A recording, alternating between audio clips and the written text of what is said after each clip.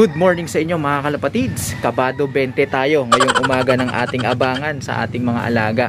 Kasi kahapon, kung napanood nyo yung previous video natin, kahapon ng hapon, kirat yung mata ng ating isang ibon na si Tifa. Yung laging nauuna dun sa tatlo. Pagka ganon, siyempre inoobserbahan natin yun, lalo na pagka loading day. Naobserbahan naman natin na masipag naman siyang lumipad. Nagre-ranging pa nga umaga at hapon. Wala rin siyang sipon o tunog dun sa kanyang paghinga, kasi pinakinggan ko yung kanyang paghinga, dinikit natin sa ating tenga. Wala naman tayong naririnig na garalgal o kung ano man na kakaiba dun sa kanyang paghinga. So inisip ko baka napalo lang o natuka ng mga kasama niya dito sa ating flyer slope o kung dun sa crates, dun sa truck. Kaya ayun, iniload natin siya mga kalapatids. Subalit kagabi, yung nandun na ako sa mismong loading station mga kalapatids, nako, kitang kita ko yung mata niya, yung eyelid ng mata niya mga kalapatids. Makikita nyo yan, yung parang balat sa paligid ng kanyang mata, magang magana. At dalawang mata yon mga kalapatids, parang pakirat na yung ating ibon. Baka kasi mapaisip kayo mga kalapatids at masabi ninyo, bakit sinampa pa rin natin yung ibon natin, alam naman natin na may sakit. Mga kalapatids, linawin ko lang walang sakit yung aking ibon base dun sa aking mga ginawang obserbasyon. At una, tinignan ko yung ilong, tuyo naman, tinignan ko yung paghinga, wala naman siyang garalgal o yung parang plema or kung ano pa man, excuse me sa mga kumakain at nag-aalmusal dyan. Wala naman mga kalapatids, maliban lang dun sa pagpikit-pikit niya sa pamamaga ng mata. Considering na performance niya nung parondahin natin siya nung maghapon, ayan, nagre-ranging pa nga at napakasipag lumipad at maganang kumain mga kalapatid. So sa palagay ko, may iniinda yung ating ibon, maaaring stress or fatigue, pagod, hindi pa nakaka-fully recovered sa mga training na ginagawa natin, training camp. Natural yun lalo na YB pa yun mga kalapatids, yearling o wala pang isang taon yun. Natural yun na pagka ganun yung katawan hindi pa matigas, kumbaga konting stress, konting pagod, pagka nagkasunod-sunod yan, nagkakaroon na ng mga ganung pagkakataon. Tatandaan nyo sa mga matatagal nang nanonood sa atin, si Angel, yung ating 6 overall champion, ganyan din yun yung tinitraining natin siya, yung mata niya talagang pumipikit-pikit pa. Kasi nga bata pa sila noon mga kalapatids, at kailangan natin may baliling nung dati. Alam naman natin yung responsibilidad natin pagdating sa mga ganyan. Kino-consider natin hindi lang yung kalagayan ng ating mga ibon, yung sitwasyon dito sa ating loft. Kino-consider din natin yung pagiging responsableng fancier. Tayo ngayon nagsasabi niyan, tayo nagpo-promote niyan mga kalapatids, na kapag may sakit yung ibon nyo, alam nyo makakahawa lang, wag nyo na isampa, lalo na kung baliling yan, wag nyo na isasampa. Pero hindi naman ganun ang kaso ng ibon natin mga kalapatids. Isang paraan ko rin yun mga kalapatids na kanubi, kung paano ko masukat yung kanilang stress endurance.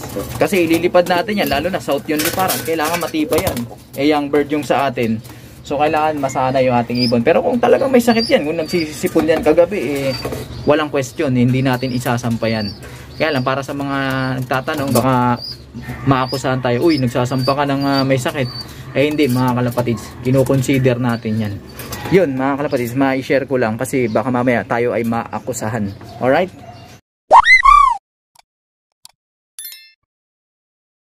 Hopefully makauwi yung ating ibon. Minsan talaga sa mga ganyang sitwasyon, titimbangin natin mga kalapatids. Ngayon, sa naging pasya natin, kung mawala man yung ibon, di man makauwi, tayo ang may kasalanan nun. Hakuin na lang natin yung responsibilidad dahil nga syempre tayo ang magpapasya niyan. Ang isa pa sa aking mga pinagtimbangan, kaya ako siya niload, unang-una malapit lang naman, considering yung kanyang performance ng parondahan, ng ranging, nung maghapon, okay naman, magana naman siyang kumain, and then kasama yan sa training or sa mga pagkakataon, sitwasyon na dapat niyang pagdaanan. Kasi kapag during training hanggang derby, yan, tumataas ang stress level nila. Kailangan maka-adapt yung ating mga ibon dyan. Kasi kung titiklop na lang sila bigla mga kalapatids, hindi sila makakarating sa dulo. Kahit magaling pa yung ibon natin, kung mahina naman yung kanilang resistensya, immunity, madali silang matalo ng stress, makakakuha sila ng kung ano-anong sakit, sigurado hindi tayo makakadulo niyan. Okay? Kaya yun, sinampa ko na rin. Kaya ngayon nakaantabay tayo mga kalapatid. So suportahan natin yung ating ibon na yun.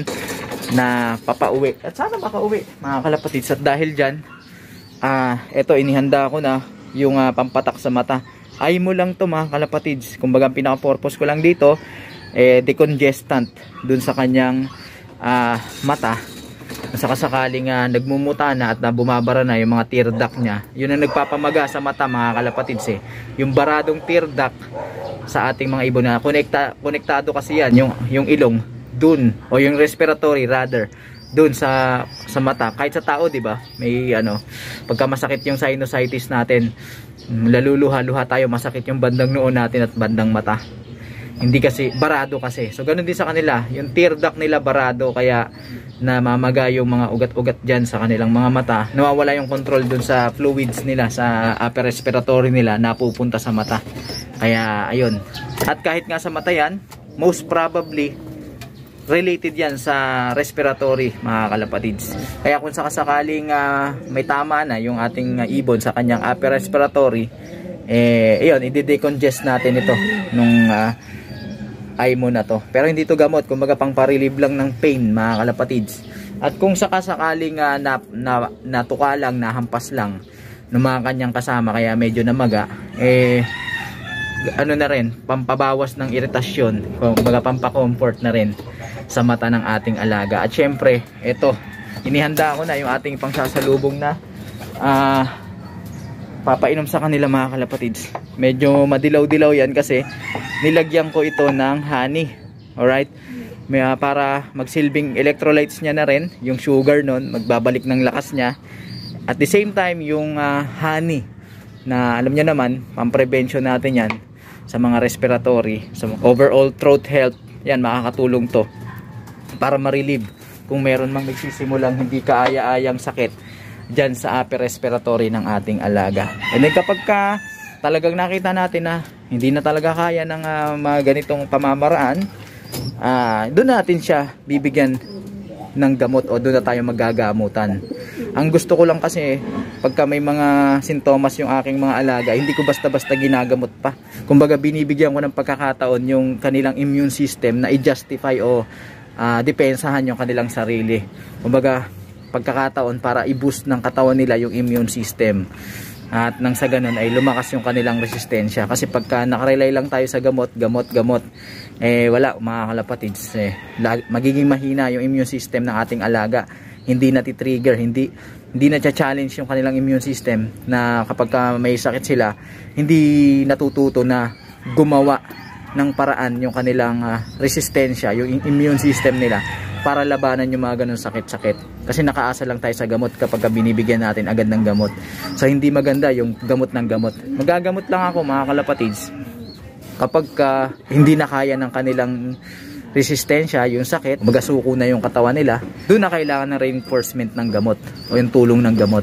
Ganun na aking ginagawa. Pero mga kalapatids, hindi ko sinasabing ito yung pinakatama. Kumbaga sa akin, ayan, inilatag ko sa inyo yung basihan. Yun nga, gusto kong i-boost, bigyan ng pagkakataon, i-challenge yung kanilang immune system, matrigger yung kanilang immune system na gumawa ng antibodies, ng pangontra dun sa mga sakit-sakit na yan, sa mga infection na ganyan. And then kung hindi na nga talaga kaya, bibigyan natin ng gamot yan. Parang walang pinagkaiba yan mga kalapatids. Tignan nyo yung sa mga bata. Yung mga batang nasa kalye lang, expose yan sa iba't ibang dumi. Kaya tumatatag yung kanilang resistensya kasi natitrigger yung katawan nila na humanap ng pangontra dun sa mga ganung infection na pwede nilang makasagupa. Kaya yun, malakas ang resistensya nila. Sa mga batang 90s, alam nila yan. Yung mga kalaro natin noon, ayan, nagtatampisaw sa kanal, kung saan nagpupunta, pero hindi ganong sakitin. Pero ngayon yung mga bata nakapagtataka, di ba? Nasa loob lang ng kwarto, nagga-gadget lang, pero ay huwag ka, maya-maya may mga sakit na, tapos gamutan na, di ba? Kung sa bagay, iba na kasi ang panahon ngayon. Pero anyway, yun ang ating ginagawang pamamaraan sa ating mga alaga. Lalo na, tignan nyo naman yung mga ibon natin, hindi naman mga malilinis yan. Tignan nyo, ayan o, kumbaga yung kanilang mga dumi nandyan sa kasama nila sa kulungan. Kapag mahina resistensya nan, alam naman natin yung mga dumi na yan, may mga bakterya yan. Minsan nga napapasama pa yan sa mga pagkain na tinutuka nila. Pero bakit hindi sila nagkakasakit basta-basta. Dahil yan doon sa mga good bacteria na nasa katawan nila, pumoprotekta sa kanila. At the same time, yung kanilang immune system na na-develop nila. Kailan lang yan magkakasakit mga kalapatids? Kapag bumaba yung kanilang immune system. Bakit bumababa yung immune system? Kapag tumaas ang stress level ng ating mga ibon. Pagka tumaas stress level nila, yung kanilang immune system mahihirapang lumaban sa mga posibleng sakit na nasa paligid nila. Kaya ayun, doon nadadali yung ating mga ibon.